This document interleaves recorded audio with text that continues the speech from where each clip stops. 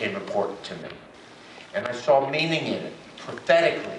And I had a hunger for the scripture. In fact, that revival was so strong, just the gasoline from that revival carried me for 10 years, really. It just burned for 10 years. That was very powerful.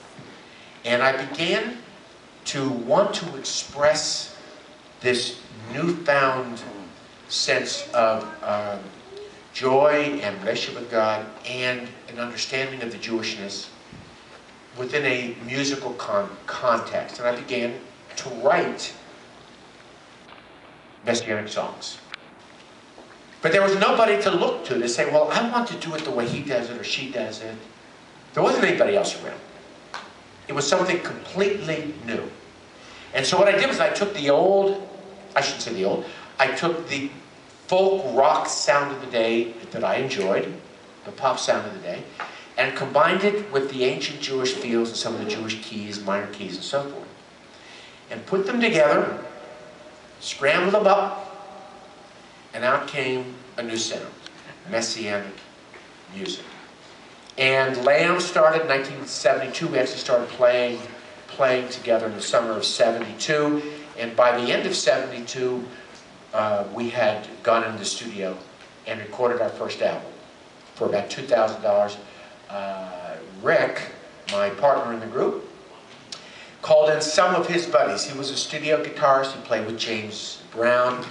He was a secular artist that became a believer, delivered from drugs, very serious addiction. But he brought in his friends from a group that was at that time not famous, but became famous, Pure Prairie League. I don't know if you know that group, yeah. But they had a song called "Amy, What You Gonna Do?" It's a big hit. It was the only hit that they had. But at that time, they were just a band, and he brought in a couple of those guys. They came in, and with a couple other players, and we did the whole album in about 2 or 3 days. And we played our first concert in the Chicago area at the Erie Crown Theater. It was a Jesus People concert. 4,000 people were there. We were just one of a few groups. And we sauntered out onto the stage. And we had 1,000 of our albums, of our vinyls, in the back, ready to sell. And nobody had ever heard of us, seen us. I had long hair, a scraggly beard. I looked the part, he looked the part too, Rick did. In fact, it was kind of annoying because Rick, everybody thought he was the Jewish one. I was the Jewish one, he was not Jewish. But they thought he was the Jewish one. Why? Because he looked exactly like the pictures of Jesus that you see. Plastered around. Now that Jesus doesn't look Jewish, but because that was the picture that they knew, he looked exactly like that picture. And so they thought he was the Jewish one, and I was not. It was just a little annoying, but it was okay. But anyway, we stepped out on the stage, and we strummed our first songs.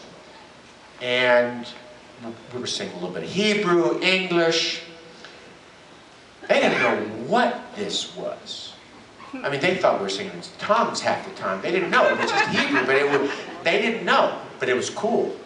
And they went back, they bought out all of our albums, and for the next 8 weeks, we were the #1 selling group in the Chicago area, and very quickly spread across the country. And the Messianic sound was born. It was popularized. It went right to the radio, Christian radio, all across the country. And for 10 years, we were right in the top of the charts. As soon as we come out with an album, we were the top 5 groups in the country. This song that I'm going to sing now, "The Sacrificed Lamb," was our signature song. This was the song that catapulted the Messianic sound. I don't know why this song. Maybe it was a very simple verse, chorus, and it's the Jewish gospel, a very simple but Jewish form. I don't know why. I would not have picked that particular song as being the big hit, but it just captured everybody's imagination and took off across the country and really popularized the Messianic sound. And